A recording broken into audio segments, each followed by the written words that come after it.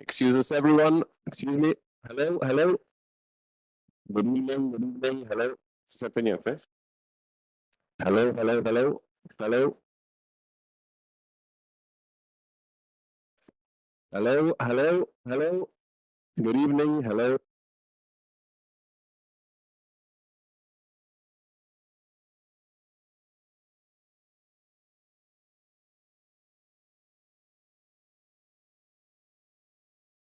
Prova, prova, prova, prova, si sente? Prova.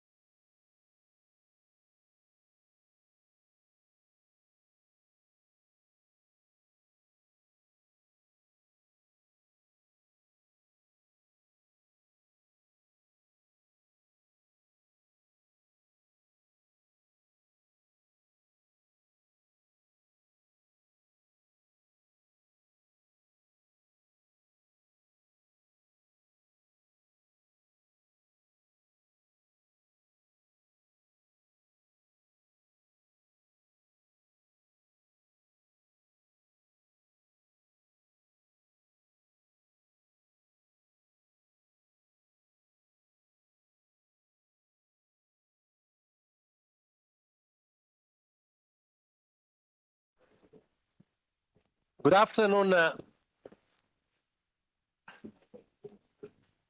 Good afternoon, everybody, and welcome to this event about autonomous vehicle. We are trying to keep in contact with an updating event about autonomous vehicles every 6 months here, because we want to push and also give pressure to obtain results in Europe. We see wonderful things happening in other continents, but we trust in our continent, in our union, and we want to obtain results. And the next year will be decisive to see if it's still time, as I think, to have a European technology operating in our Europe, also to have vehicles operating in our Europe, because we, at the moment, we also have this problem.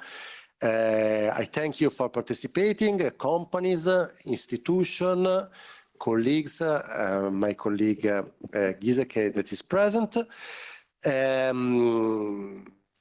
To start with a good news, some of you come from the Zaventem airport, and starting from yesterday, there is the first autonomous vehicle in service inside the airport, so something is happening day by day. We have always good news every day of something happening. And we start, and I thank you, Silvia Salis, to be here. She's the mayor of Genova. One of the things happened in the last 6 months is that 60 Italian cities asked to experiment in their city autonomous vehicle, not only to have new services as soon as possible, but also to involve citizens in this change, because it's something that has to be explained. Citizens has to be part of this revolution, and I think it will be a revolution of mobility. And local institutions are fundamental if we want to win this challenge. So I thank you, Silvia, and I thank you all the other mayors that are participating to the initiative that has been mentioned by Ursula von der Leyen as a symbol of the fact that it's starting from the local, the push to have autonomous vehicles and new services in Europe. So, Silvia Salis, the floor is yours. Thank you. Thank you. Good evening, ladies and gentlemen. I'm really glad to be here to discuss something that brings us in the future. And today we discuss autonomous vehicles, and I think that it's something that must be explained and prepared, because our citizens need explanation about what is coming. And I think that this document is really important to do that. And the mayor of Italy, but in general, mayors must prepare the future for their cities. So, however, I think that autonomous driving is no longer a distant concept. So we have to face it and we have to drive it and not be driven by it. And discussing this mobility today means choosing to be leader tomorrow. And what we are doing is to prepare, as I was saying, the future. And that's the reason why I choose to sign the Mayor's Coalition document. Thank you by our MIP, Pier Francesco Maran. And we want to show that cities can act together and to support clear rules for testing and development. Thank you also for that. And to make safe and effective autonomous mobility a real possibility. So I think that these are the 3 points that we must follow when we talk about autonomous vehicles.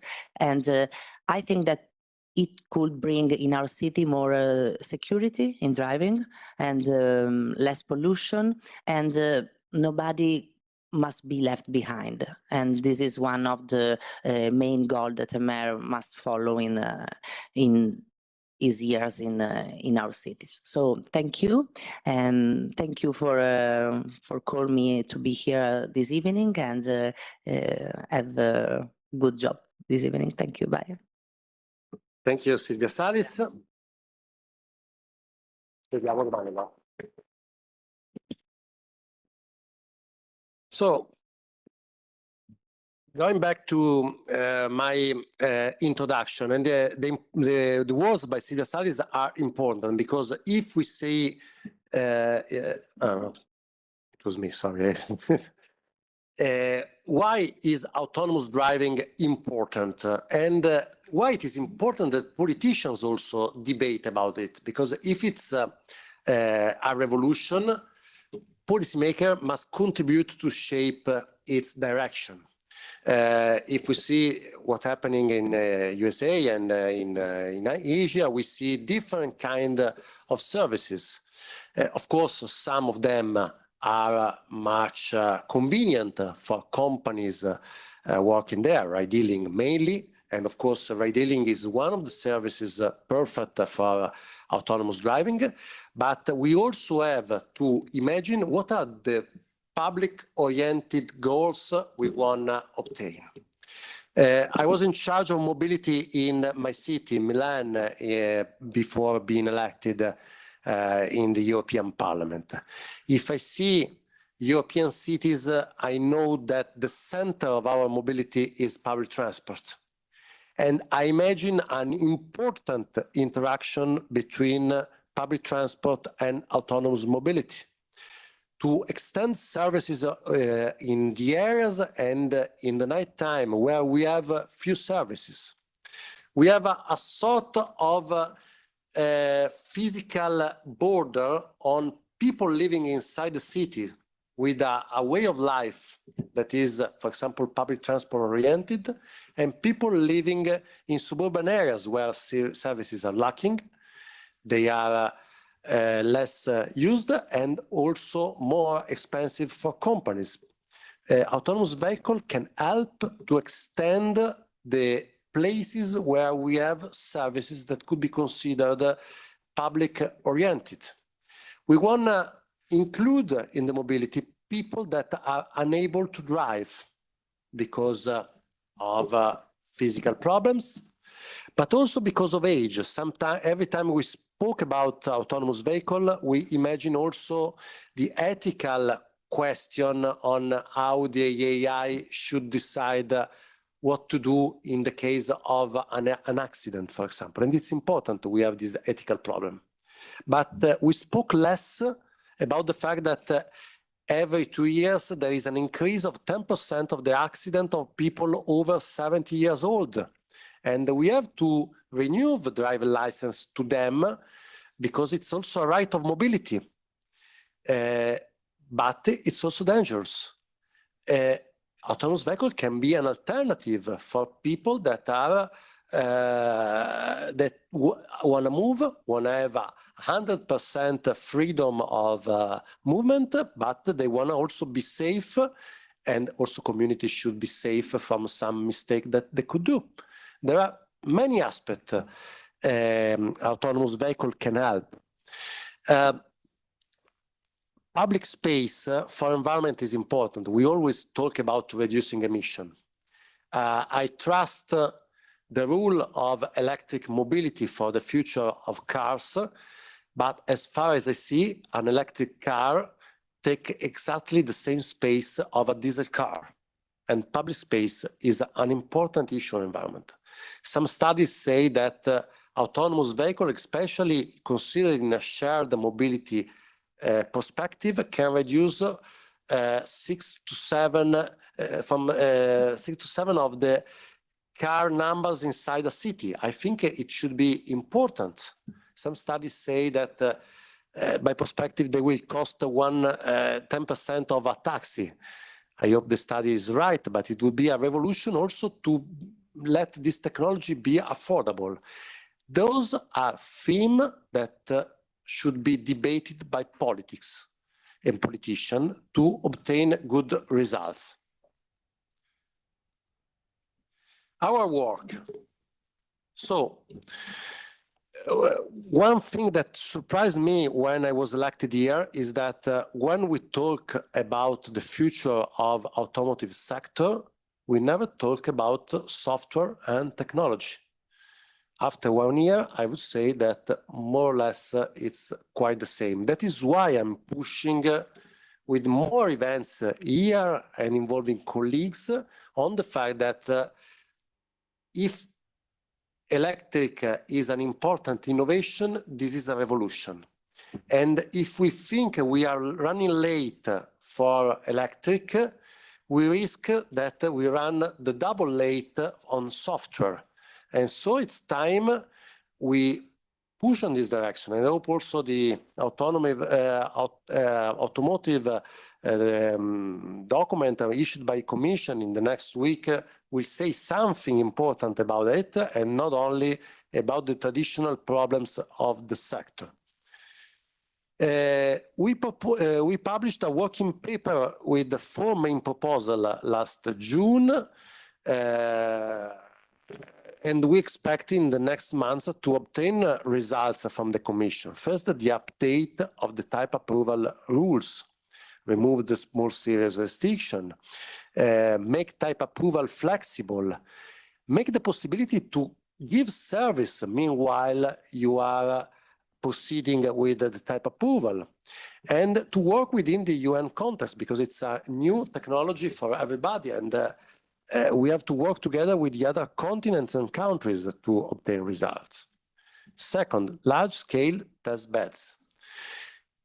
Citizens should see that is present and not only future, and the only way is to have services in your city. Something is happening, every day there is a new city opening with a new prototype operating, but prototype period should be over as far as we see in USA and China. So we have to move in the large-scale direction as fast as we can. There are some announcements important by many companies. We read about Moya last some months ago, and we are very happy. And also the companies that will talk today, they have announced even in the last days some important initiatives, and we are very happy because of that. We have to go forward. Third, targeted funding. In the last years, European Union invested, maybe not as much as needed, but invested in several projects. Fantastic, we have many prototypes, but I'm worried that when public money is over, also those projects are over. Next time we give money for this technology, in my opinion, for our document, we should concentrate money in few possibly successful projects. That is also the main idea of Draghi report. It's time to concentrate resources in somebody that has really the possibility to be a European champion. And it's also a way to address the market. Because if I was a private investor, if you split your public money in 70 small projects, I wouldn't know how to decide who is the best one to invest. And something I'm sure that if we imagine we obtain results with 100% of public money, it's better we change our job. Public money should give the first step, or hopefully the second or the third, but there should be something to accelerate the fact that those services should be on the market. Maybe public money will arrive even later if some of the services are very public-oriented and need to be supported to give specific services for citizens. But this is a technology that should have private investors and a cooperation between public and private investors. For harmonizing rules, it's also something we are debating in those days. Europe is, I think, it's the only example of 27 countries that decided to stay together, not because of invasion, but because consensus. Fantastic. Now we need more consensus in many aspects. We need to delegate to Europe something about foreign affairs. Otherwise, we will not count in this international contest. But also in other sectors like ours. It's impossible to imagine in the future we will still have 27 different road rules in every country. It's something unreasonable today, but double unreasonable tomorrow for technologies like the one we are imagining. I think we should go in the direction also to have a European authority of mobility that helps the development of this technology, and not only of this technology, but all the safety aspect of roads. Otherwise, we will have 27 countries that, of course, they will decide something different. Maybe small, but if it's small, it's always a difference. You have to study, new lawyer, new adaptation of the software, blah, blah, blah, and it's much complicated. And we invented the European Union to make it simpler. So, I think, and I support the fact that something is happening also in the European Commission in this direction. We have to work together, Commission, Parliament, stakeholders, to obtain results. Something is happening in this autumn and early winter, and the new public consultation, that the involvement of national states.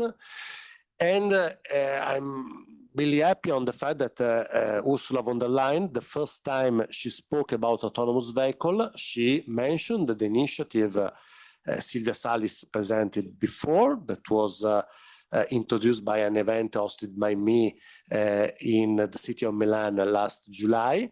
And it's the main idea. If we want to be part of this process and not delegate as other technology on the fact that European should only use technology from other continents, we need a strong alliance.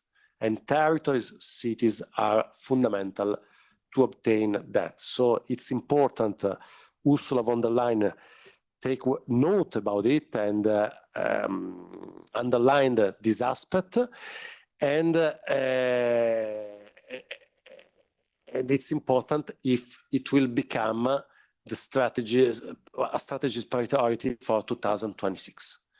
Because something I'm sure that if we accelerate in 2026, we can still imagine that there will be also European technology competing with Asian and American ones. If we don't give the opportunity to European companies to accelerate the experimentation and the number of kilometers made easily in our continents, probably there will be also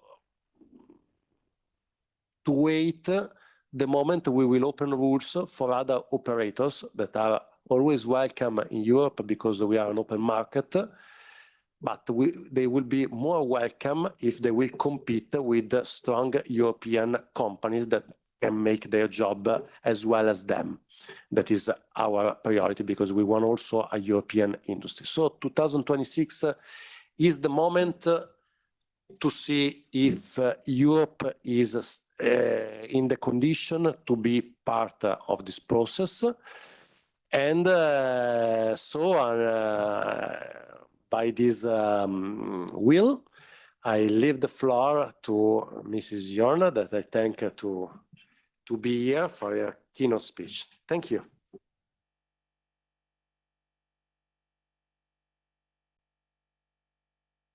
Thank you, Mr. Maran, honorable member, for inviting us here to also comment on this endeavor.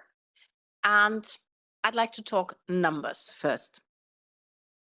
The US leads with over 160 million kilometers driven autonomously since 2018.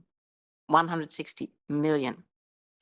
China follows closely with 150 million kilometers. The European Union is not able to give a number because we don't have kilometers that are running. We have autonomous vehicles in pilot phases with limited commercial deployment. We're very good at research projects, but we're lagging on the next step, bringing that technology to the market. Driving automation is already a reality and time for action is now. It's important to catch up because the cost of driving automation, hardware and software is expected to reach at least 30% of the value of passenger cars. So it's an important market that's developing and we better be part of that. So I also call you. That was, let's talk about numbers, number one. Let's talk about regulation. We at EU level, and here you have the EU level, and as you showed as well, member states level. And it needs to be synchronized. We've made substantial progress by establishing an EU harmonized regulatory framework for the approval of automated and driverless vehicles. And as you showed on your slide as well, we are close to finalizing this work by removing the small series limitations and harmonizing rules at global level also next year.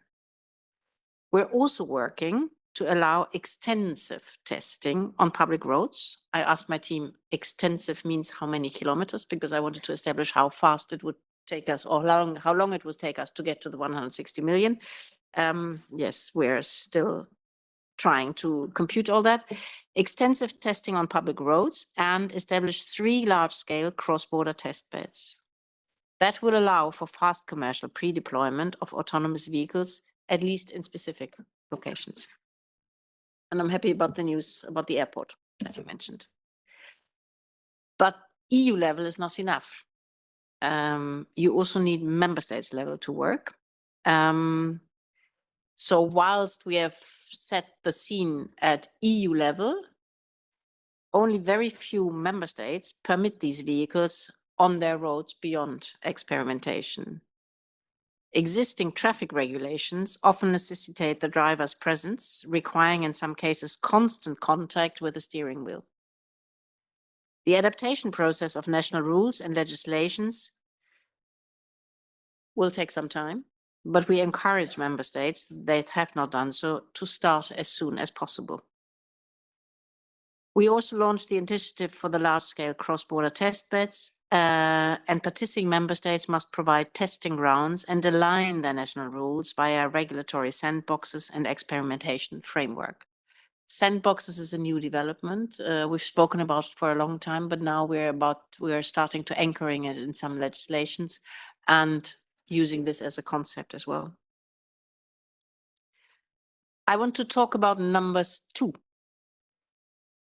For driverless passenger cars, costs are estimated to rise 6,000 to 10,000 euro, representing up to 30% of the value of the vehicle. That's added value, and we should keep it here. The cost per autonomous kilometer driven can be estimated conservatively between 45 cents to €1.35, factoring in production, operational, and infrastructure costs.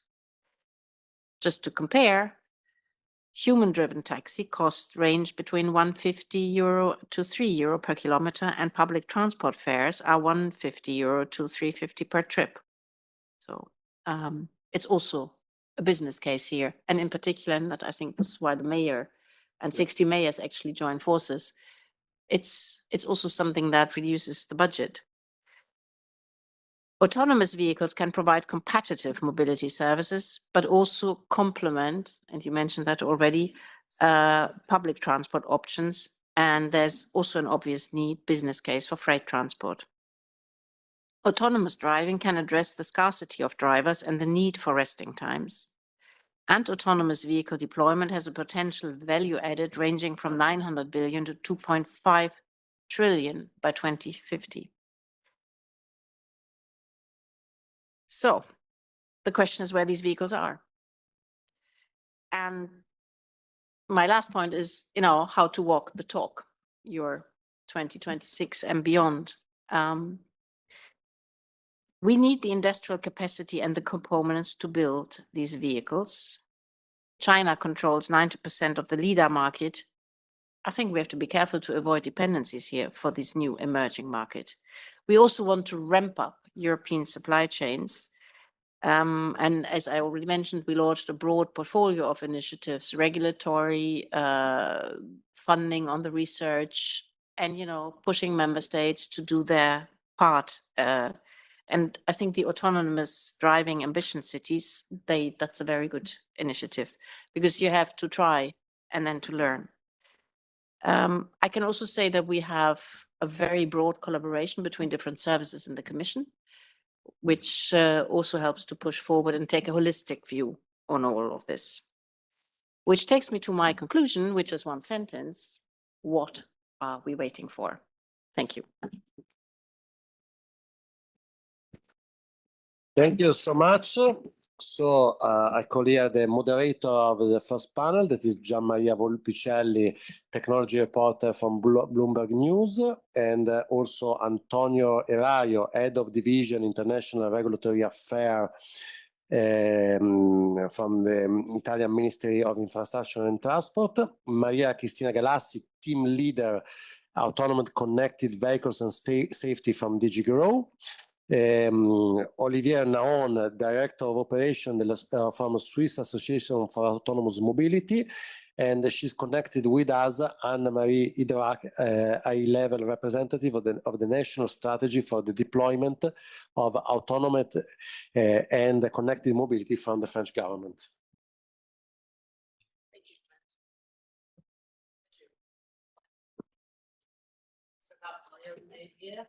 Yeah.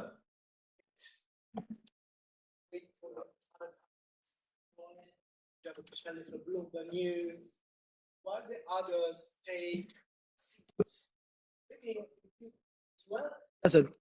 Now, while the others take a seat, maybe I would start with you. How many of you have recently tried, maybe in the US or in China, in Austin or in Dallas or in San Francisco, a driverless car? How many of? Oh, wow. Oh, that's a lot. How many of you are absolutely furious not to have them here in Brussels? Not many. Oh, only 4. 5. Okay, interesting. Oh, okay. How many are furious in general not to have them in their cities? Just one. Okay, well, you're going to have it soon in London. Good. Well, I think what we want to understand today, we heard very clearly just seconds ago that Europe it's not clear what Europe is waiting for. So I think we're going to talk to our panelists now to understand what can be done to accelerate adoption and deployment and development, I suppose, of driverless cars and driverless technology in the EU, across Europe. And we're going to have our panelists here. They've already been introduced by Mr. Moran, so I will probably just kick it off. And I start by asking Maria Cristina next to me. So we heard, I think, very eloquently, but maybe a bit high level, what the Commission can do. Maybe you can walk us through what can we expect to happen here in Europe and within the Commission, maybe over the next year or over the mandate. I don't think we have 5 years, to be honest. I think we should be a bit quicker. But can you give us a bit more zoomed in perspective of what the Commission is doing and also what the Commission can do? Yes, thank you very much for the question and good evening to everyone. So many thanks to our host for organizing this event. Of course, we are very happy to be here. And as mentioned by Ms. Ionna, indeed, there are several Commission initiatives that have been launched recently this year and that will be ongoing in the next months and next year. So I will try to give you a summary in a nutshell. Good. So we announced with the Automotive Action Plan in March a series of flagship actions. And from our side, the DG side, the main actions are related, of course, about the work that is needed on the type approval regulatory framework. So, you know, every vehicle needs to be homologated, to be verified before it can access the market. Many of these rules still refer to human-driven vehicles, so to the presence of steering wheel, pedals, and so on and so forth. So what we need to do was, on one side, to update all these regulations. On the other side, to create new regulations to allow for the type approval of vehicles with automated driving systems. This means that we are working both at European level, but also at United Nations level to complete this framework. And what it means in practice. So we do have a European framework that already allows vehicles up to driverless vehicles. Level 4. Conditional, level 4, yes. Okay. Or conditional. Everybody knows level 4, I guess, right? Okay. Yes.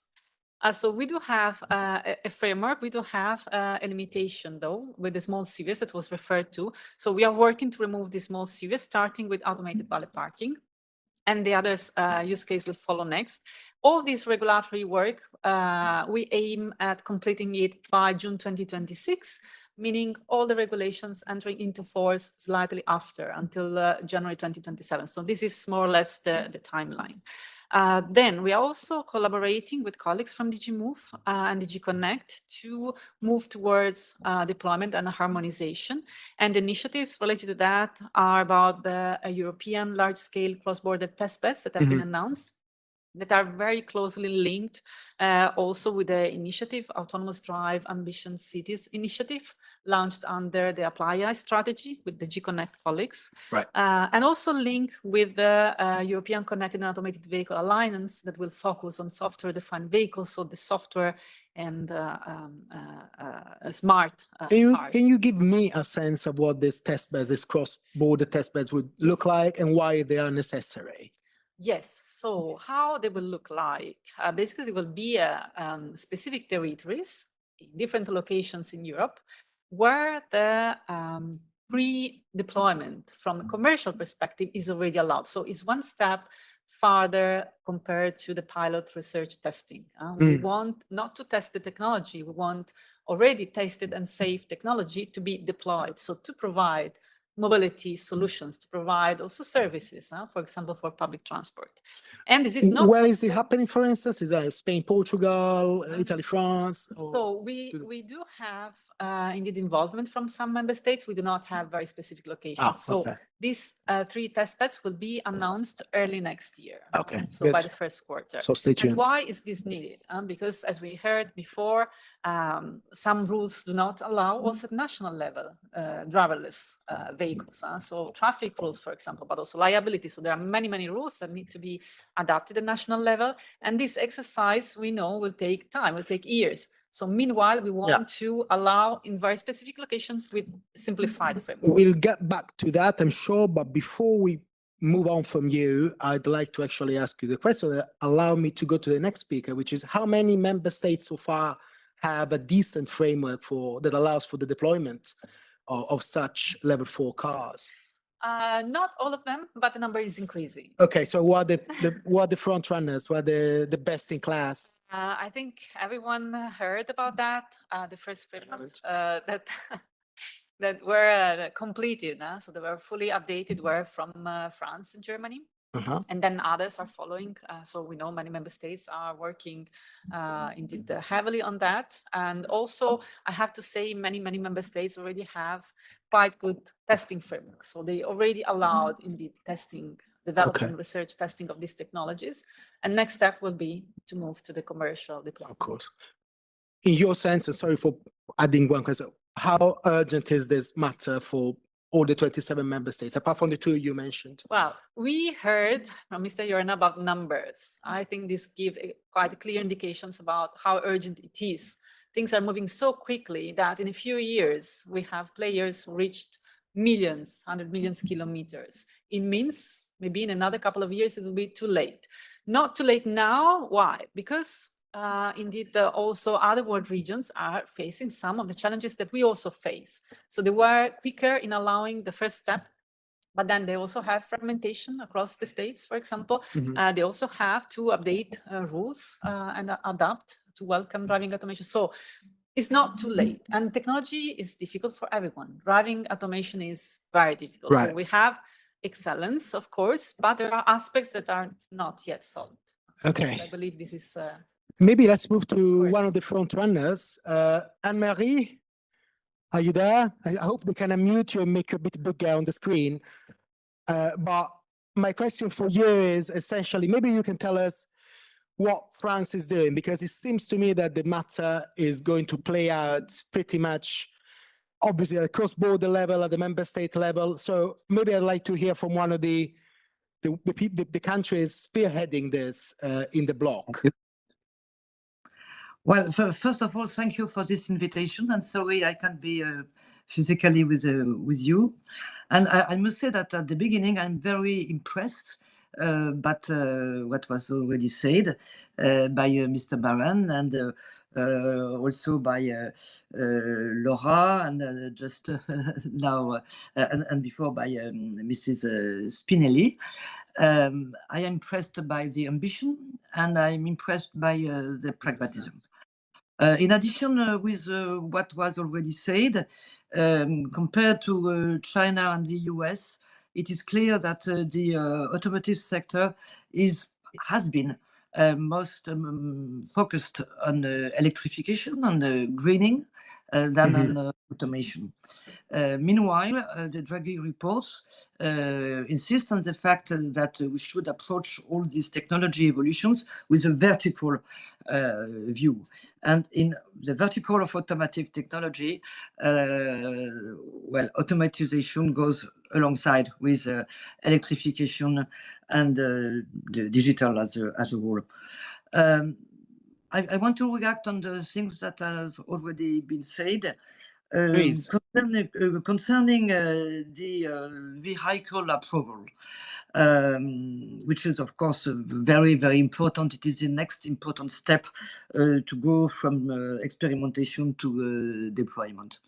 Our experience is that incremental validation is key to combine safety, I come back on safety in a few moments, and progressive development. And we are very happy that this approach we have, incremental approach, seems to be shared by many people in the Commission and other countries.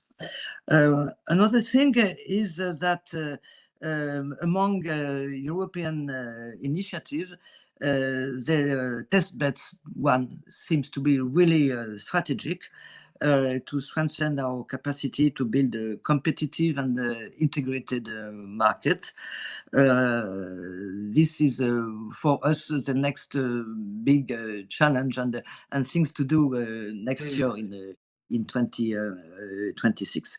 And it will also give a signal to the market. And the last thing at that point of the discussion is that we have to combine competitiveness, sovereignty, and safety. And by the way, sovereignty and safety, including safety of data, is very connected. And for that, it is interesting to have in mind, as the Member of Parliament Maran said, and also Laura said, or Mrs. Spinelli, that what we are talking about is not only vehicles, systems, but in the European approach, it is services. And this is very important to differentiate what we can do versus our competitors from China and from the US. We have an integrated view, which will be the case thanks to the testbed initiatives. Can you give me a sense of where France stands right now on these tests, on pilots? How quick can we expect robo-taxis to roam the Champs-Élysées? For the moment, I haven't yet received any request from any type of companies for the Champs-Élysées precisely, but several groups, international groups and one French group, have in mind to develop robo-taxi as a part of a global integrated mobility policy. I totally agree with what, maybe not next year. It is on the side. It is their initiative. But what it is interesting is to have this idea of integrated, why not, taxis in the global view of sustainable mobility. Got it. Can I just ask you what you think the role of the Commission or maybe even the UN should be in laying the groundwork for a continent-wide adoption of this technology? Yes, as I said, we will have, and as you said, as it was said before, France is quite in advance in terms of national regulation. And now our next steps is especially about approval of the vehicles with the incremental approach I said. But of course, the UN regulation is very important, and France is quite involved in all these type of works. And we are very, very happy to see that the European Commission, on transversality of the European Commission, there are several general directorates involved, go on, and especially, as I said, with this test bed initiative. And it will be very interesting because in this approach, with this type of initiative, we can have territories, we can have automotive makers, systems, sometimes from other countries, and services for the last use. Thank you, Anne-Marie. Let's move to Antonio. Of course, you are from one of the less virtuous countries, apparently, but also you participate in the UNACE, the UN body that is also involved at a high level in setting some of the rules governing this kind of breakthroughs, these technologies. Maybe, let's start with Italy. Where does Italy stand? What's Italy's position on self-driving? Because, I mean, it's another big player in terms of automotive in general. Yeah, thank you very much. Good evening, and thank you for your kind invitation. It's a pleasure to stay with you today. Well, let's start by saying that we participate as Italy in the UNEC. Actually, I'm chair of the World Forum for Harmonization of Vehicle Regulation, so I follow closely the development of the regulation in Geneva and of course in the European Union. Maria Cristina said already that there is a sort of synergy in between the EU and the UNEC. So altogether, we are building the first important pillar, which is the technical regulation. But there are other pillars to be built, and such as the fragmentation in behavioral rules. So the in-use rules, namely the use on the road, the regulation on the road. This is the main problem. We have 27 fragmented different rules in the EU. Right. Why? And this is one problem. So like street law, highway law. While we have one convention, international convention, the Vienna Convention, right, which was already amended to provide some direction to member states. So we have just to follow this direction to modify our national code. I'm now talking about Italy, to allow for certain technologies already existing to be completely allowed on the road without having problem with the police when driving, because technically speaking, they are safe, they are approved, but you may have problem because you are not, for instance, grasping your steering wheel, because there is no need with automatic system, but the police will probably fine you because the highway code says something different. So we have to work on that, and I'm pleased to say that quite recently, the national parliament adopted, I think, 3 or 4, let's say, motion d'ordre, but anyway. I don't know what it is. Yes, that the government has, received very well. This proposal came from all the political parties, from so it's bipartisan and quasi-partisan. And we reply, yes, we want to, follow this recommendation. And the first one is to change the highway code as soon as possible to make automatic driving possible also in Italy without any constraints. And this would stimulate manufacture to come in the Italian. How quick can it be done? How quick? Yeah, I really want to use these cars in Rome. Is already in the pipeline. It can be in 2026 if you work all together. And I think there is full 100% sharing of ideas in this field. So there are no contradictory positions. We want to work in the same direction. You are a man of the world. Can I ask you, what do you think the difference is between the European, Italian, UN-based approach and the one that they have in the US, for instance? Why is San Francisco so far ahead of Rome, so to speak? The European Union, if I may summarize, safety first, so regulation. Fantastic. Then we move to harmonization. So we are slower, but we regulate everything. In the US, innovation first, more flexibility. Also, because of different states, there are fragmentation in the rules, but as a whole, testing vehicle in the US is in a way easier. Okay. In what way? Why is it easier? Because in 27 member states we have different codes. We are different. We put rules in front of everything. In Italy, we have our national decree to test vehicle on the road. It's probably well drafted. It was drafted 7 years ago, and somebody say yes, but you are too much demanding. You are not so flexible. The technology is evolving, and it's a sort of criticism. Modifying a decree or a law in Italy is not so easy. So maybe this is something that make a potential manufacturer to say, okay, maybe I will try my testing my vehicle somewhere else. Got it. Because it takes time. But apart that, in Italy we have about 15 testing, let's say, experience. Yeah. Some of them are in cities. I can mention Milan, Brescia, Turin. There's something in Turin, yeah. So they are there. So we are doing our experience, but now we are ready. We joined the test bed initiative because we believe that some of these experiences can be, let's say, also exported in other member states, and so to take part to the testbed initiatives. Got it. Okay, let's get out of the European swamp and go to Switzerland. Oliver, what's the situation like in Switzerland? Is the kind of the lack of the European regulation or the European mindset maybe that Antonio just described, is it something that is accelerating adoption of self-driving cars in your country? So, first of all, hi everyone. Really happy to be here. Thanks for having me. You've already been introduced before, so everybody knows who you are. Yeah. Basically, in Switzerland, I would say we actually took inspiration from the European model. Oh, okay, well. We actually looked at what was happening in France and Germany, to be honest, mostly Germany.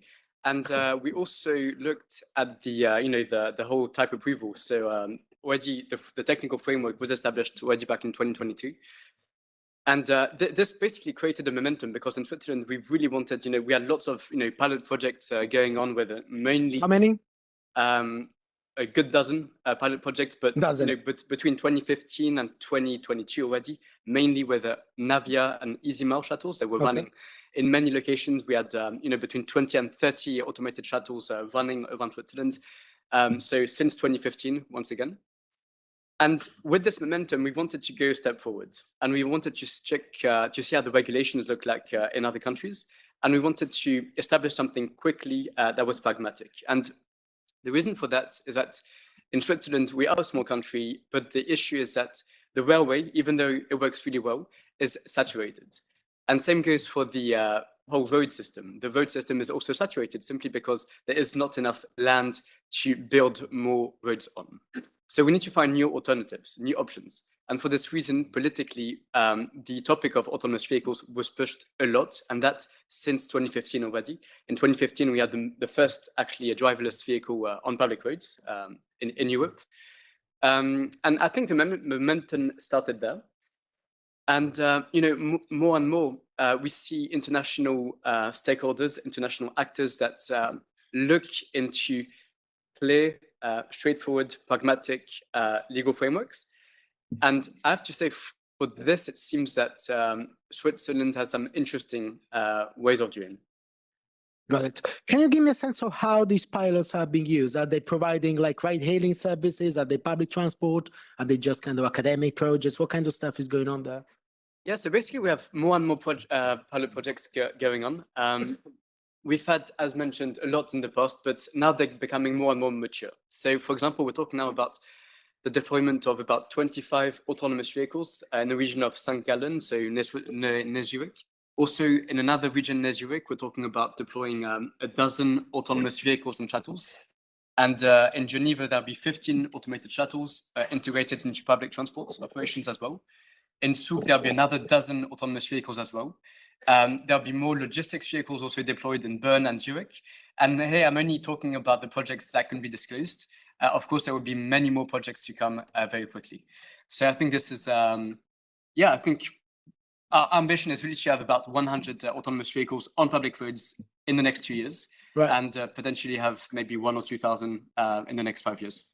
Just a very quick one, actually two ones. The first one is, how does it play out at Switzerland is famously very decentralized, which maybe in a strange way, in a miniature way, kind of replicates the fragmentation we have in Europe. Cantons might have different rules, or maybe not. Maybe can you tell me how that decentralization plays out on this topic? And then I'd like to understand how you think the EU adopting some testbed, cross-border testing, whatever these decisions could actually integrate with what Switzerland is doing, because you border Europe. You are a landlocked country inside Europe. So I guess any of these tests would also advantage you somehow. Let's start with the first. Absolutely. So maybe to answer your first question, we need to understand the whole new legal framework of Switzerland. So I'll try and be as brief and concise as possible. So the new regulatory framework in Switzerland came into force on the 1st of March, 2025, this year. Basically, it has 3 pillars. The first one is level 3 automated vehicles on highways. Second pillar is automated parking in mixed parking slots. Basically, you can come over with your homologated vehicle, and it can park itself in an authorized car park. And then the third pillar, which obviously is the most interesting, is driverless vehicles. So we're now talking about level 4 vehicles being authorized on a national level. So to answer your question, for the level 3 on highway vehicles, this is actually on national. Okay. So this is up to the national government. However, for the second and third pillar, so for the car parks, autonomous car parks, and for the autonomous vehicles, this is up to the canton. And how's that working out? So basically, what's really interesting is that now the national government created what they call an advisory board to basically support the canton in evaluating such projects with autonomous vehicles. Because, of course, this is a question of competences, right? It's difficult for cantons to be leveled up in terms of competences. So the question is, how can we support them? And this is basically the strategy they put forward. So you mentioned level 3. What about level 4? Do you have any level 4 pilot?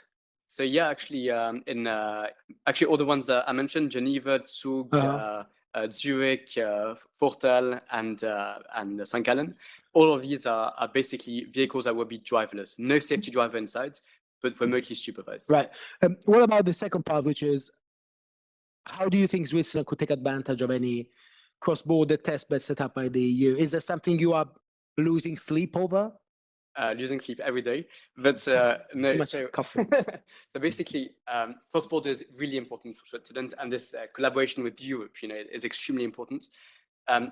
Geographically speaking, we have 5 borders around us in Switzerland, and even in Geneva, actually, the 15 automated shuttles integrated in public transport in Geneva I was mentioning, actually, these in the framework of a pilot project will be going to France as well. Nice. So that's also very interesting. But say we're not talking about type-approved homologated vehicles. We're just talking about pilot projects with special authorization, both from France and Switzerland. Were you saying something, or can I? Sorry, I wanted to ask Maria Cristina, is there any timeline in which Switzerland could also be included in these test beds? That's a question for more for the member states, because in this test beds exercise, as I said, there will be a requirement to align national rules. Right. So this means it will be up to member states indeed to decide who to partner with. The Commission is more like a convener in this case. We are indeed coordinating, moderating, kindly pushing ahead the discussion. So this is a bit the role. And of course, suggesting directions for harmonization where it is needed. For example, traffic rule would be an advantage, even though they're not so different. So only a few % of traffic rules are different across the member states. But then also we said liability and registration. So share best practices. This will be a very good platform. And on our side, collaborations also with active like-minded countries is, of course, welcome. But we will have to ask member states. Maybe Northern Ireland and Ireland. We will have to ask member states. Brexit. It's a bit early to announce any more. No, of course. I mean, if you have the scoop, give it. Of course, it may. No, of course, it makes sense. And of course, we are having a very good collaboration also with Switzerland. We are hosting them and welcoming them as observers in our technical discussion table at European level when we discussed about rules for homologation, for example. The UK is not included. Dialogue. Is the UK included? Is not. We do have collaboration with UK as well in the UN discussion table. Okay, I was asking because, of course, that Waymo is going to start some pilots or tests in London. Pilots. Okay, I was asking a Waymo person. Listen, I see that, of course, Pier Francesco's there, like the ghost of Banco. Do you want to say anything? Are there anything you learned from this conversation so far? Well, first it was interesting because especially the Swiss reality, I didn't know so much. And it was also the idea of this event. So it was very interesting on that part. So. Right. Okay. So no update of your priors. Sorry. So I have to say that we do collaborate. We have collaborated in the years also on the research projects. So I didn't mention before, but indeed we have an extensive experience ongoing since many years with driving automation. The Commission is coordinating research projects under Horizon Europe. umbrella. And in particular, the Commission also established and is responsible for coordinating the SICAM partnership. It's Connected Cooperative and Mobility Automated Transport. So it's an initiative that is going on since many years and is very successful and will also help in moving to the next step. Good. Let me just, sorry, I'm going to do something I shouldn't really do. How close are we to the conclusion? Should we shift to questions from the audience or should we? Okay. Any questions for the audience? Please. Yes. In addition to what I said, and once again, I'm very, very excited and interested by all these interventions. I'd like to add two things. The first one is that, of course, it is very important that we can develop collaborations between several member states. I'm talking of the test bed, in order to give as strong as possible our signals to the market, because these test beds are done also as signals to the market. So cooperation with member states, and talking about France, so of course we are trying to do so. And the second point, I think it was not so much developed yet, is about the role of local authorities. In last June, we had in Paris, in collaboration with Rother from Norway, very interesting gathering of people from several local authorities, trying also to define what could be the frame and the structure of public automated services for mobility, in order once again to give good signal to the market. And we are very happy that this initiative taken by Norway and France is now under the animation of EMTA, with maybe new development once again in 26, which will be a great year. And it seems that, and I'm very happy to say that Île-de-France, the Paris area, could be part of these discussions with EMTA. Of course, this would be another step in the credibility of what we want to do, not only in France, but also in Europe. Amazing. Vive la France. Let's shift to questions from the audience. Any over there? All right, sorry. First of all, thank you so much for inviting me. This is Marta from the Volkswagen Group. It was an interesting debate, and I would have a question for the Commission on test beds. So we believe that test beds could be really the right step, towards harmonizing the regulatory frameworks and advancing autonomous driving in Europe. At the same time, we would be interested to understand how are you looking at, let's say, shaping criteria for non-market players that could, potentially be part of these test beds. So competitors from China and so on. How are you looking at this issue particularly? Thank you. We start with an easy one. Thank you very much. So I hope I will have the right answer, of course. We are indeed discussing these criteria as announced also in our information meeting that we had so far with all interested players. The test beds initiative was born under the umbrella of the Automotive Action Plan, and it is the new industrial plan for the European automotive sector. So the aim is to boost competitiveness of European industry. So at the same time, we are aware that we do not have 100% European solutions yet. In that sense, realistically speaking, we know there will be participants from outside Europe. We still do want to set criteria to make sure that this collaboration will be fruitful and beneficial to reach the objective that, again, is boosting the competitiveness of European industry. So we are shaping the criteria also in collaboration with the other Commission service and in collaboration also with our stakeholders. Does that answer your question? For now, yes. Okay, good. Thank you. The gentleman here. Hi, good afternoon. My name is Pedro. I come from Polis, the leading network of European citizen regions advancing transport innovation. Congratulations to MEP Maran for pushing this forward. I think it's great that you're there. Moving on. Number one, whatever comes, whether it's European or American or Chinese, it's going to roll on our roads and streets. It's going to board and alight people and merchandise in our curbs. It's going to provide services we cities and regions regulate. Not all cities are equal. Some are more interested in advancing. My first question is, well, when do we get cities with a higher profile and role in these events and in all these discussions? Because Ile-de-France, Router, they are rocking. And they are ready to advance and do much more. Second question, space acceptance will be a precondition for social acceptance in our cities and regions.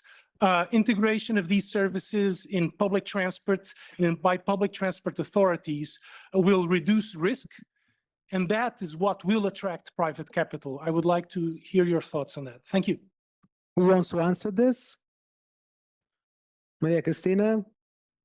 Yeah, you were taking notes. Yes. Oh, if you want to jump in, the other ones, obviously, just she was taking notes. No, maybe I can jump in on the first question about involving cities. We mentioned indeed a very relevant Commission initiatives under the Apply AI strategy that is exactly called Autonomous Drive Cities Ambition. So this initiative will gather together cities, maybe the 60 mayors from Italy, maybe, as you said, France and other cities also outside Europe, to do exactly that, to discuss at local level how we can deploy autonomous driving solutions for mobility services. Okay. Second question about space acceptance, which I'm not 100% sure I understand. Anybody? Integrating these vehicles in the public transport offer will be the best way to attract private well, capital. maybe Francesco. This is I think it's a bit the of your point is why we need also politics here, because of course companies should have their business plan, and some services are more convenient for them. It's free market, okay? But public space and it's a community, a city. So that is why it's important public transport, and also to not to give them pass, to give new services to citizens, because public transport, it's another issue, but it is not in a good moment in this moment. Costs are raising up. It's hard to find new drivers. Autonomous vehicle can help to defend the services we give right now, but also to extend areas with services. So we need a strategy. And the strategy, of course, needs Europe to allow the fact that we have the services, but it should be put at the local level. And then we have a problem in many countries, maybe less, in other more. We are Italian, so more. There is also taxi drivers. Let's not start that. It's a point. It's another long debate. It's corporate on one way, but it's also workers many times. And it's not the fact that one day you tell them it's game over. You have to integrate and to give a process step by step to make technology acceptable. And there is another point, very quickly, and then there's the last... Yeah, just because Anne-Marie has materialized there, so okay. I wonder when she wants to... Then, of course, then we are also running a little late. There is another link with this local acceptance, as it was said, especially by Mr. Maran, is linked to the possibility to offer services. And this is also connected to how we can define the value chain. In the value chain, in the European vision, the services aspect is very, very important. And this also can be done only by local companies under the supervision of local authorities. And this is important when we are talking about sovereignty, because in this field, sovereignty is European and is European municipalities. Got it. Professor, we want to do your, okay, no third point, should remain a mystery, but I think Oliver wanted to say something. Yeah, maybe quickly. So basically, if we look at the projects that are happening in Switzerland, Out of all the projects that I mentioned, obviously apart from the logistics autonomous vehicles that will be deployed, but all the passenger projects are actually integrated in public transport. So we really want to see how we can empower public transport with autonomous vehicles. Basically, we're going to serve the last kilometer using autonomous vehicles, and this is, as we know, the biggest challenge. So last kilometer being what, from school to home? So basically, it's from the nearest station or nearest bus stop to the household. And this is the biggest challenge to using public transport versus private vehicles. Antonio, I don't want to disregard you. Just to agree with the MP Maran regarding creating public trust. This is specifically important in urban areas, but not only. He said at the beginning that there is a percentage of the population which is made by elderly people, and many of them live in areas which are not normally served by public transport, the regular public transport. This kind of application, the automated ones, can serve for this purpose, so that we can have a sort of on-demand, service, and you can reach areas which are not normally served by regular public transports. I would actually love to ask Ben how, but I think it would be very interesting in the next panel to know how acceptance was gained in other parts of the world. I think there was a question over there. It's the last one. Yeah, okay. There you go. Last question. So use it well. Yeah, it will be short. Since we don't have any kilometers, validated kilometers, just the previous speaker said, Christine, how sure are we about our regulatory framework that we are developing and talking about it?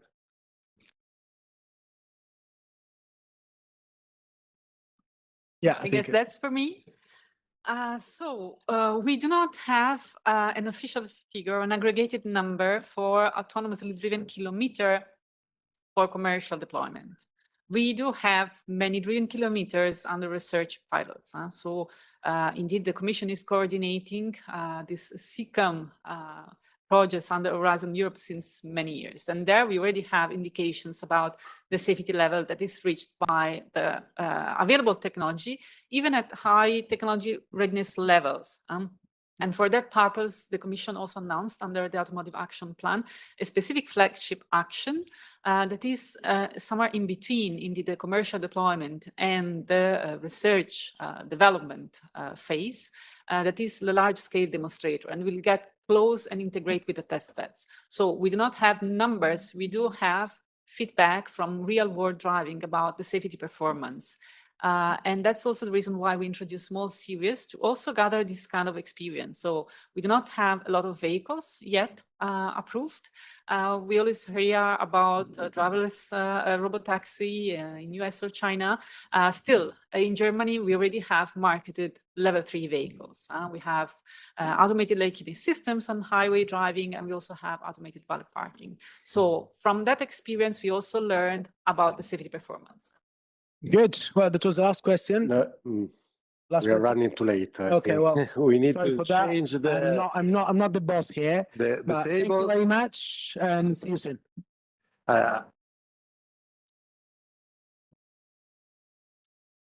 Let me thank you, the moderator, for such an job, our speaker, and especially Maria Cristina Galassi, because I'm also appreciating this important job she's doing month after month here.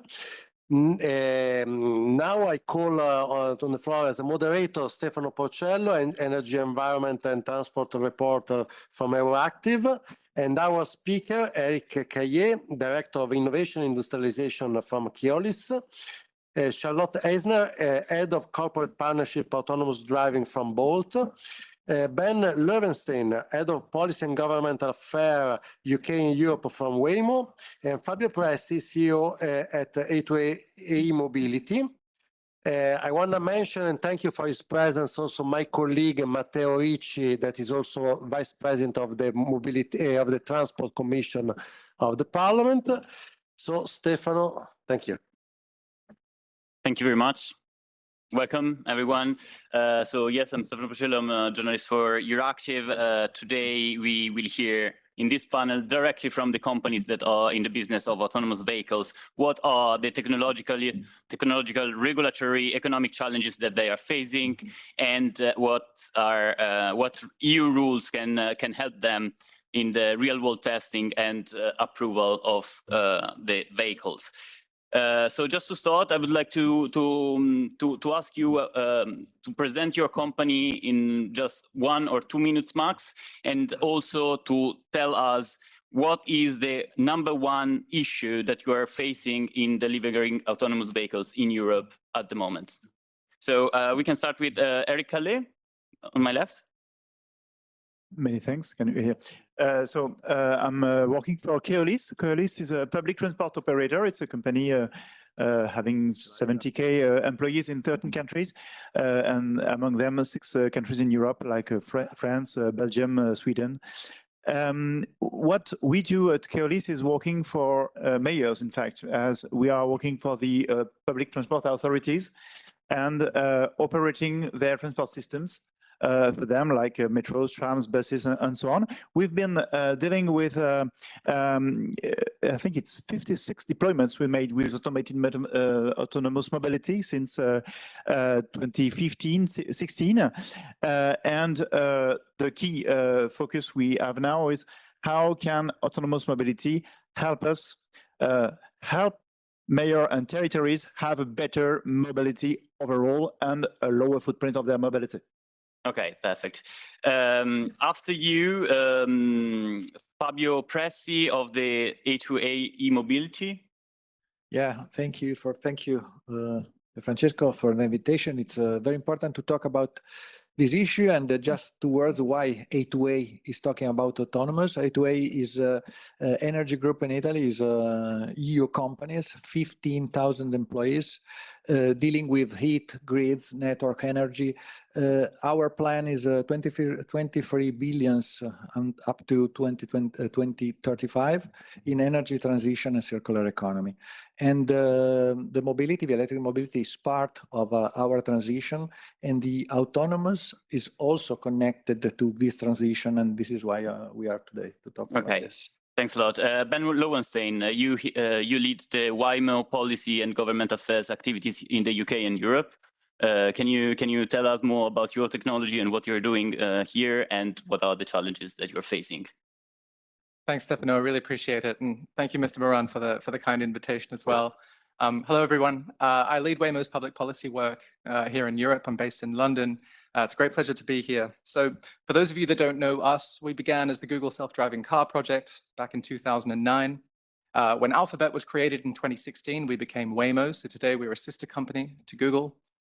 We launched the world's first fully autonomous ride-hailing service back in October 2020 in the greater Phoenix area. So we've actually been doing this for 5 years.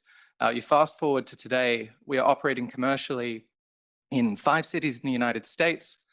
We're operating more than 250,000 trips every week, one of which Mr. Moran took recently as well. And we have driven over 160 million kilometers. So I was very glad to hear Madame Idrac referring to our statistics earlier. In terms of where to next, well, we've recently announced that we're going to be in 20 cities, 20 additional cities soon. And one of those, of course, is London. My team was very proud to be part of the announcement recently. How many in the EU? I'm sorry? How many in the EU? Do I? How many in the European Union? In the EU? Well, so far none. But we do have aspirations to be in the EU, and I hope to be able to tell you something good very soon. Thanks.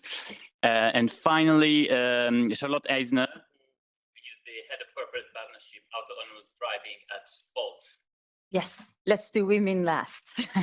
I wanted to say, Mr. Moran, wow, music to my ears, what you said. This is the first time, and I've been in the autonomous vehicle industry since 2017-18. First time I don't pack my helmet to be prepared to run through walls, or my Jeanne d'Arc flag, waving, leading the troops.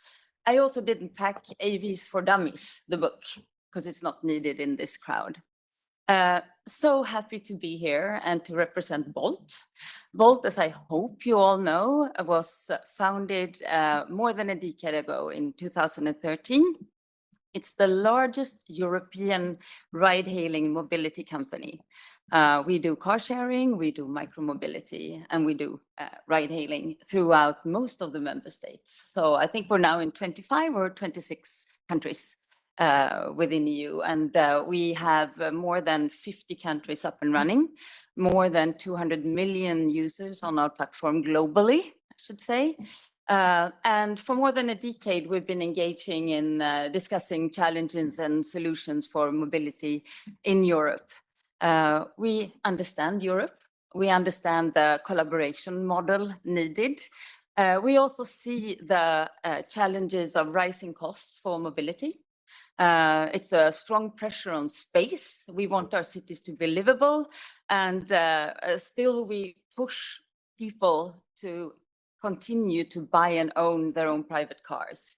And we are eager now to integrate on top of what we already do in Europe to add autonomous vehicle solutions in collaboration with the business to municipalities, business to government that we are already embarking on with school taxis and elderly transportation. You were mentioning very rightfully so that there is a large group of people that can't, but also maybe shouldn't drive themselves. So to one of the largest challenges that we I think we will discuss this in a minute. Let me start with Fabio Pressi of A2A, just because it's a European project. I would like to understand how late are we in the development of autonomous vehicles in the EU from your point of view, and also what are the challenges on the ground for your pilot project to start?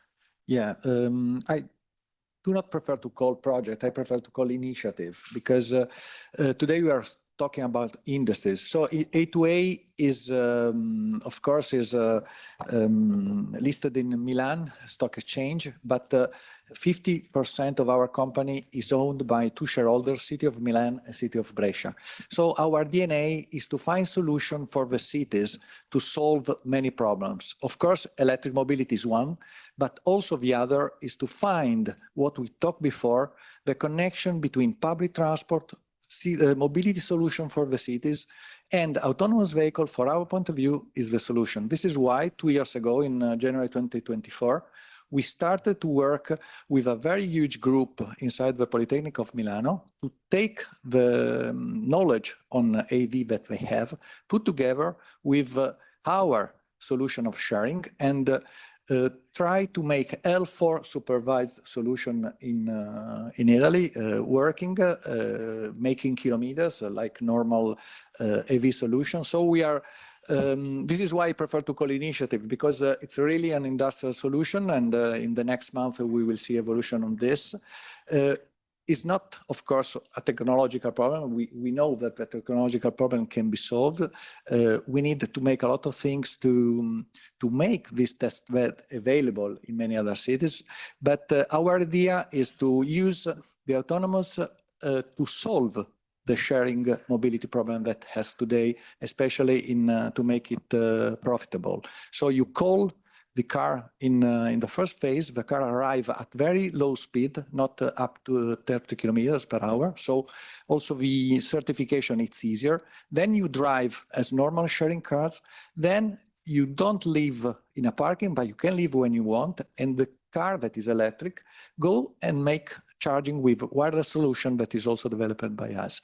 I would like to ask you, you are developing a system which is completely made in Europe. Do you think that you decision makers should defend you from competition from abroad, for example, from the US? For our point of view now, it's not a problem of EU or Asian competition. It's to find the right solution for the cities, and the competition, of course, will be natural. So it's the same. You're not worried of being too late and so having... No, I think we have time, and I think that the debate of this can help us to make certification easier. So it's like the electric. So the electric mobility is not problem of only of decarbonization. It's matter of a technological solution to make competitive the whole modification of the car automotive as we know today. Thanks a lot. Ben Lowenstein, I think that Waymo has an interesting point of view on all this situation because you actually run the service in the US, right? So what's the main difference that you see between the American approach and the European approach? And is there any recommendation that you would do to the EU decision makers to speed up the adoption of autonomous vehicles here? Yeah, well, thank you for that question. Look, part of this is just ingrained in the differences between the regulatory systems that we have in the United States versus what we have in Europe, self-certification versus type approval. But what we do see is, and I'd really like to talk about collaboration a little bit here too, because what we do see is good collaboration. I've been referred, or my company has been referred to numerous times this evening as a competitor. But as I look around this room, I actually see a lot of people who are my friends, people who we've hosted, people who have asked for our safety methodologies. And in situations like that, where the work that we have done has inspired European regulations, I know this because you've told us. And the same goes for things like accessibility and sustainability as well.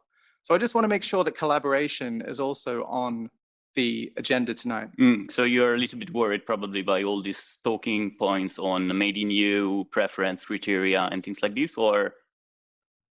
Look, not at all. I mean, I understand why that conversation is happening. I'm a European citizen myself. I do get it. But at the same time, I want to make sure that Waymo's contribution to international discussions about the best policy settings for autonomous vehicles are also recognized as well. Okay, thank you. Anne-Charlotte Eisner, for Bolt, are you already in talks with European governments to develop projects, and what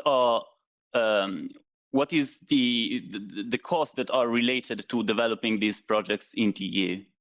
Yeah, so I will come to that. I will just build a little bit on what Ben said before, Please. Because we have a quite extensive value chain on the provider side for AVs. And I think it's a lot of focus now on the autonomous drive system. There are a lot of other aspects to the delivery that could and should be European. And then let's do what we've always done. Let's learn from the best and develop it as fast as we can. So I just wanted to point that out, that we still have a lot of automotive OEMs here. We just recently signed one of them, as you may have read in the media, in order to help speed up the European automotive companies' progress to integrate with the best ADS systems. So that's that. But to your question, yes, Bolt aims to be the European provider of autonomous vehicle fleets. It doesn't mean that we are at this time building our own autonomous drive system. So we need to source it somewhere. And since we are in it to win it, but also to scale and to bring commercial operations to as many cities as possible, we need to work with suppliers that actually have something where we could take out the safety driver as soon as possible to prove that that technology is there, and to then turn as fast as possible to commercial operations, because this is where we need to be. And one of the more important topics to us is that we are prepared to invest to launch pilots and trial markets. We want to do this. We're not really at this point asking for big funding from the European Union. We would welcome it, but we would also need terms that are okay for us to push for commercial operations. But what I think that few of us really understands is the cost to launch a pilot city. You may be well acquainted with the word RACIC. It's a roles and responsibility liability split model. There are a lot of costs in every part of this split. But just to give you a ballpark, it would cost you around about 25 to 30 million euros to launch 5, 50, or 100 vehicles. So to us, it's a big problem that most of the cities today say, you're welcome to bring 5 cities. Let's start with only mapping. Or maybe we could think about 50 cars. What we would like from you cities is to raise your hand and say, if you prove to us you're safe, we're also open to let you scale. because there are a lot of infrastructure investments that we want to do. Not that we need to do it, we want to do it because we want to scale and integrate in the cities. Another quick reflection. I know I talk too much, but since I'm here, I'm going to take my chance. What we also see as a challenge is that the more proactive, and we really like this, the more proactive the European Union is, and even on a national level, we see this proactivity in the UK, the more scared in the end the cities become, because then the responsibility trickles down to them, and it's their streets, their citizens, their school kids that they are thinking about. So I think that we need to see this also on the customer side, the city side, as an ultra marathon. We're running the Dolomiti Mountains as a team. Let's not make our respective backpacks heavier. Let's help the cities welcome these fleets. So Ben's fleets or mine? If I can translate, do you want European regulation to stay light in any case? I'm really applauding what I hear, all the understandings that Mr. Maran and the others presented here. It's all aligned. Like I had a long speech that I wanted to talk about this. You already have it all. But we need to support the cities to also align. And right now it's a lot of gap approvals needed because the cities see this very differently. Thank you. Eric Calais, so the cities are your clients, if I got it correctly. So what is your approach, and in what are the differences between your company, your approach, and, for example, Bolt or Waymo? There's a few business differences, to be quite honest. We are only service companies, but I think the key point is caring about the integration multimodal of the new autonomous mobility with the existing offer to make something that is not competitive but complementary. And there are a lot of many interesting and fascinating things to be done thanks to autonomous mobility. Which means, for example, if you go to suburban areas, to night services where it's complicated to have a public service, and any part where autonomous vehicles will allow cities and ourselves to have a lower footprint and cost offer. So that's something that is very clear. And the other point is having something that the mayor is having his hand on the overall mobility on its territory. What we try to do is to help cities and their teams to transform the mobility on the territory for the benefit of everyone, and especially for the benefit of those that are less easy to access to active mobility, to a car, and so on. And for that, autonomous mobility is definitively a very interesting solution, but the mayor has to put his hand on this. And what about the common rules? Do you need the EU to step in and set common rules, common guidelines for the entire European Union, or you think that every single city should have more of a say on what's happening here?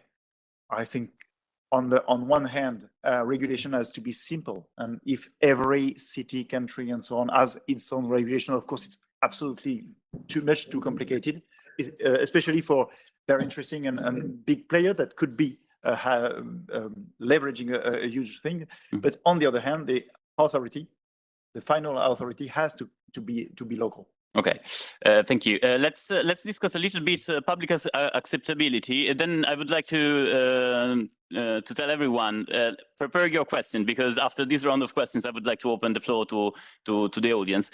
So regarding public acceptability, Ben Lowerstein, I would like to ask you something related between in the interconnection between this new technology and privacy, for example. So your car is de facto a computer on wheels, right? And you take images of the city, you can map the city, etc. Is there also the possibility of making a side business by selling these images and this information to other companies, or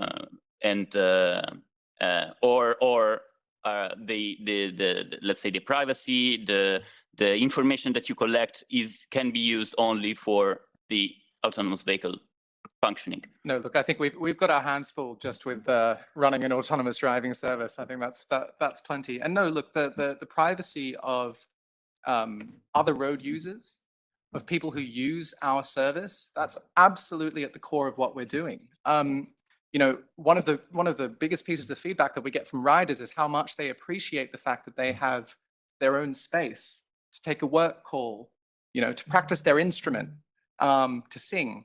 The last time I was in Los Angeles, I was stuck in traffic, as one is in LA, and I rang my dad. At the time difference worked out quite well between Australia and LA, and I could have a private conversation with my dad for an hour. There's no way I would have done that in any other setting. Thank you very much. Charlotte Eisner, I would like to ask you about the workers, because if you buy and put into service hundreds of thousands of cars that are autonomous cars, what happens to your drivers? So first of all, Bolt is very, very clear about caring for our drivers. This is also why it took a while for us to choose a robot driver, because we really care about finding one of the best ones. We strongly believe that there will always be a need for a blended fleet. There will always be a use case where you need drivers. So this is not a switch from human drivers to robot drivers. This is actually blending in robot technology in areas, times, and operations where needed. And then some of the things you probably heard before, we don't see many people on the switchboards for connecting calls anymore. Very few people are driving the elevators. This is a natural step of innovation. We also know for a fact that a lot of drivers are older and will retire, and that there is an occurring shortage of drivers. And best thing, there will be a lot of exciting jobs at Bolt popping up as safety drivers and within operations for the robo fleets. So it's a new opportunity arising. And no layoffs are envisaged for this? No layoffs, I can promise you. It's also the fact that we're not really employing our drivers. They are their own business drivers. But anyway, they will. So no contract cancellation? No, they will be much needed still, yes. Okay, thank you very much. Fabio Presti, I have a question that is a little bit technical and is, why are you betting on wireless charging if you have a fleet that is in one city? So you can, for example, switch the batteries, right? And related to this, what is the idea of the cities of the future that your company has? Before answering, I just make one sentence to avoid confusion. From one side, we are talking about solution for the cities. And when we talk about this, we talk about mobility service. But when we talk about autonomous, we are talking about software. So we need to be very clear, especially about your question of competition. The competition of the mobility service will be open to the market. But the competition of autonomous software components that in the automotive chain is very complex to understand, which is the part of autonomous, here is the competition, the matter of data, where you store, how we use that mapping data, how you train the algorithm, which data you use are open. So the debate should be concentrated on this, especially at European level. Of course, the future of the cities will benefit of autonomous, especially if it will be European solution, and the competition will be on that. But be careful not to confuse, from my point of view, especially when we talk about cities, it's very complex to explain which is the value chain of the mobility, because now we are talking also about three different words, automotive, energy, and software.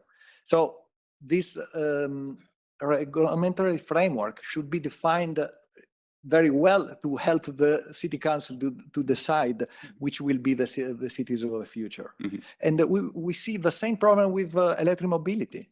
So any city decides how many charging points, which type of charging points. So this is due because automotive sector do not talk with cities and do not talk with energy sector. Why Tesla is advanced? Because they decide everything, where to install charging point, which kind of technology, the end user point with payment. So the total value chain. In the autonomous vehicle is more complex. So we have very, this is my suggestion of today, and I want to leave these thoughts.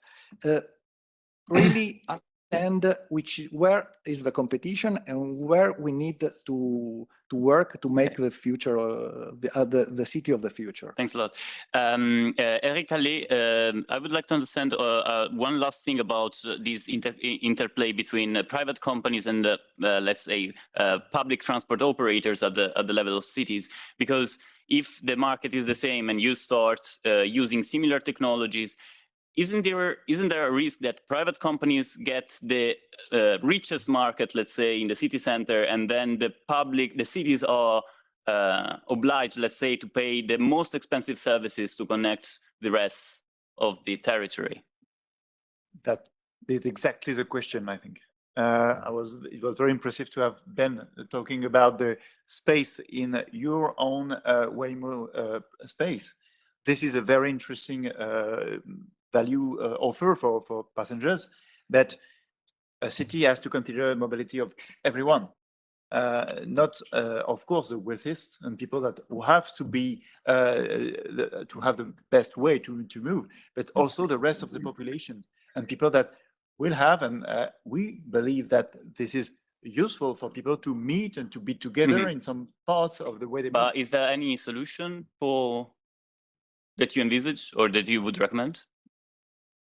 Just having things working together. Taxis have been there for a long time, and ride-hailing is arriving, and I think it's going rather well. And at the end of the day, the question of the space competition Pedro was mentioning is also a question of what can we have in the public space overall, especially when you consider more and more cities are considering 15 minutes areas where people are walking, where there is active mobility. So you have to make things work together. Perfect. I don't know if there is any reaction already. Otherwise, I open the. Okay, let's take some questions from the audience. Okay, I think that he raised the hand first, please, sir. Thank you. My name is Tim Asperges. I'm representing the city of Leuven. So also one of the cities. We are also a member of the Polis network, where we do have a strong coalition of at least 130 cities and regions that will embrace autonomous driving. If is an added value for urban transport and urban mobility. And at this moment, all of you are welcome in Leuven. It's 15 minutes from Brussels, where we have a deployment of a level 4 autonomous bus shuttle service, so public transport in level 4, and where we do have a deployment of a level 2 home delivery services with a big retail group in Belgium. But my question to the people around the table and also to the Commission, we are looking forward to next step, large scale up.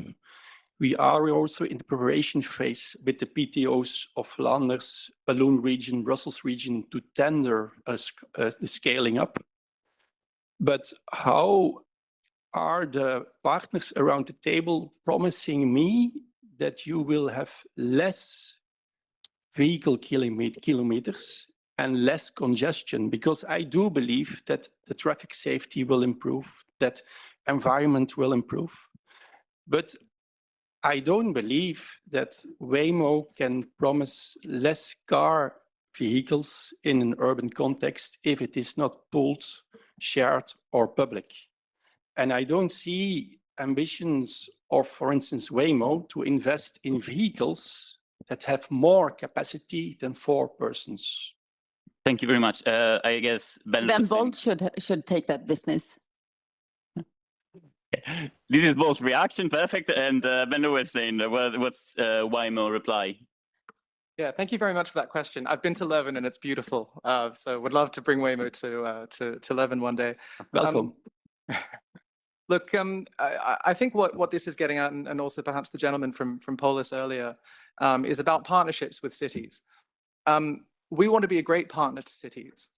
As we look at future deployment in London, my team and I are spending a lot of time thinking about the Mayor's transport strategy, Mayor Sadiq Khan's transport strategy. How can we deliver healthier, fairer streets?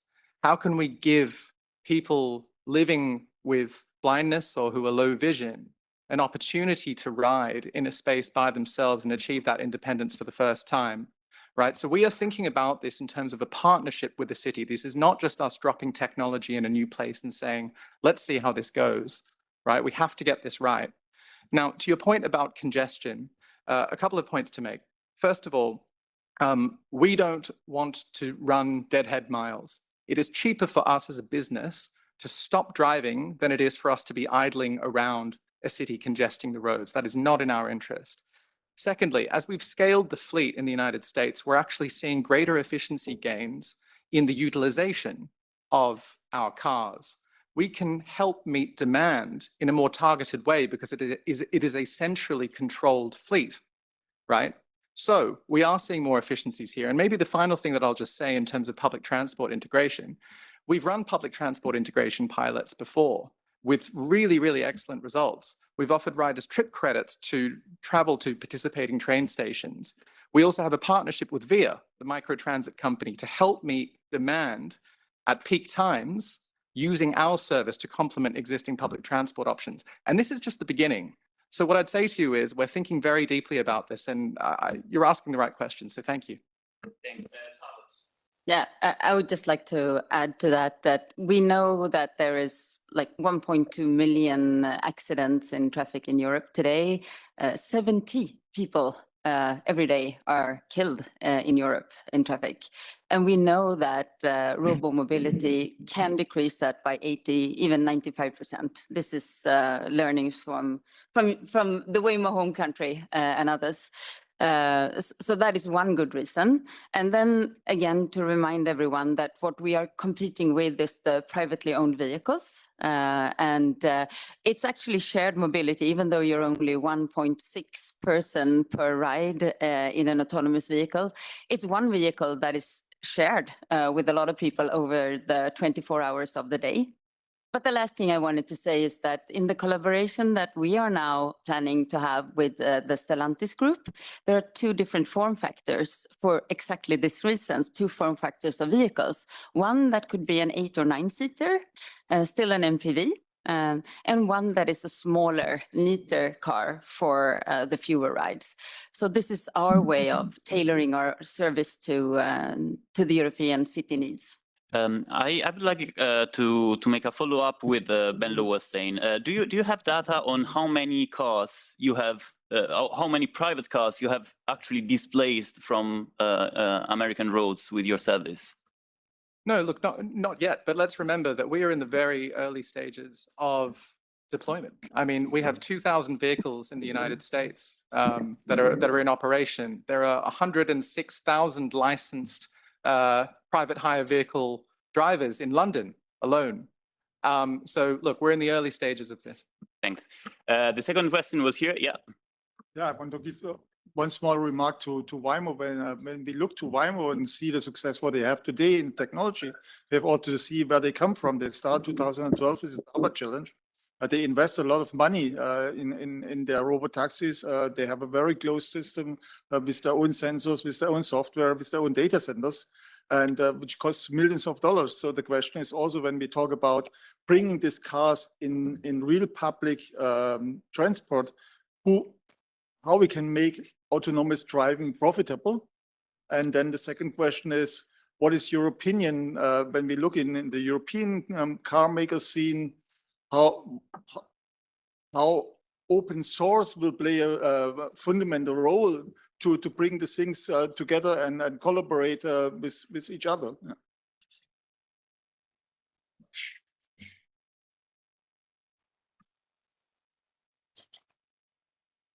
Oh, okay, I can start. So from the operator perspective, for sure, when scaling, the total cost of ownership and also the piece price to the vehicle and the sensor set is extremely important. We have chosen to go a different path. I think Ben can answer for Waymo, but for sure, since they were so early out and has been a forerunner in this industry, they had to develop a lot of things on their own because they were just not in the market. What we have been able to look at now as the fast follower is more off-the-shelf solutions. For sure, we need a vehicle that could be manufactured at scale, delivering on uptime with components that actually last, because these vehicles cannot be repaired every other day or serviced. So it's a very different type of vehicle, the purpose-built one that we aim to see going forward. Yeah, look, it's an interesting question. I think when it comes to questions of collaboration and how these vehicles are developed, we have to remember that this is our proprietary technology that we have developed. One of the things that makes me a little bit nervous as I look around, new policy proposals coming out of Europe are, for instance, situations where there are legacy files that have AVs just thrown into them for the sake of it.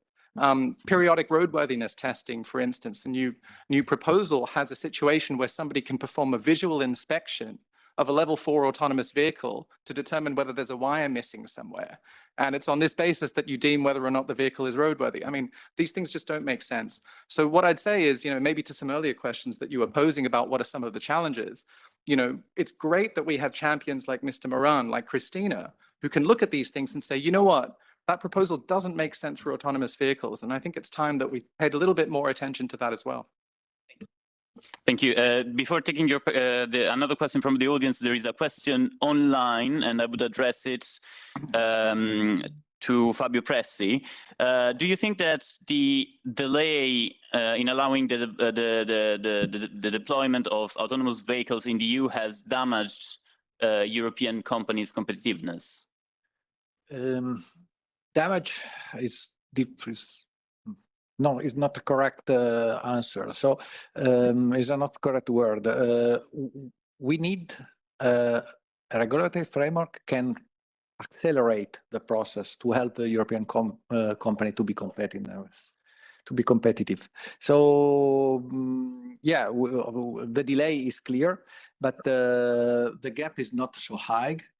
We need, of course, a lot of data, and we need to make kilometers. It's just a matter of money, and then we need private money. And this is just a matter of investments. Maybe a little more of delay can help European producers? I think the debate on safety and security of data can help because I think this the debate of the future about this data. Thanks. There was a question here in the middle of the room. Yes? And it's probably the last one, yeah, yes. Thank you. Filippo Brunelleschi here, CEO and founder of Metis AI, a Spanish and Italian startup generating organic data for AV training and predictability pattern algorithms. So I was in China 2 weeks ago, and we just set up the US entity last week, where we will be moving our entity. Ms. Yorna before said around 160 million kilometers driven autonomously in the US. China figures are actually much higher, around 300 million kilometers. Meanwhile, in Europe, as we said, pilots are very limited and the gap is widening rapidly. So my question is, what concrete steps can Europe, probably on the regulation side, take to accelerate the real commercial deployment of autonomous mobility and enable European companies, not only foreign ones, to scale beyond permanent pilots? Okay, if I may, just in one question each, do you have an idea? I don't know who wants to start. Maybe the MIP. I don't know if the other, maybe from the other, then I conclude with. Okay, sure. Anyone wants to reply? Yes, please. I can go first. What I said in the beginning, please cities plan for a life beyond pilots already from the start. Then the many kilometers will be there. This is the most important thing, I would say. Plan for a continuance to the pilots that you're allowing. Thanks. One last question for every one of you. What do you think is the one major risk going forward in the next few years for the deployment of autonomous vehicles in the EU? Do you want to start, Ben Lowenstein? Do you want to start? Yeah, I go back to my earlier point. Look, I'd like to give the European Commission a lot of credit. The regulation that was passed in 2022 is a good regulation. It's a world-leading regulation for a reason. I think one of the risks, maybe to my example about roadworthiness testing earlier, is about other regulations. It's not just about the AV regulations, it's about the rest of it. How do you actually bring a whole service together in such a way that it actually makes a meaningful impact on people's lives? How do we have a unified or a more harmonized permitting scheme for services like Waymo across the EU? I think that's something that we need to consider more deeply. Thanks a lot. Fabio Pressi? The biggest risk. Yeah, the test bed, for just to answer before, is one thing that can accelerate. And no, about the risk, I think to lose the battle between the vehicle of the future. So like BlackBerry, like normal, what happened to the telephone companies. So to lose really the market. Okay, to remain behind foreign competitors. Thanks. Bolts. I just wanted to say that when we compare the US and Europe, we have different systems. What you said, FMVSS self-certification in the US, and we have the homologation process that we have in Europe. Important to know is that we don't only assess operational safety in Europe. We also look at product safety and the processes safety before we release those cars. I think we should stay with that approach. Like, we want the safe cars, but we need to go faster to see rubber on road, so to speak. We need seeing is believing to our cities and our citizens.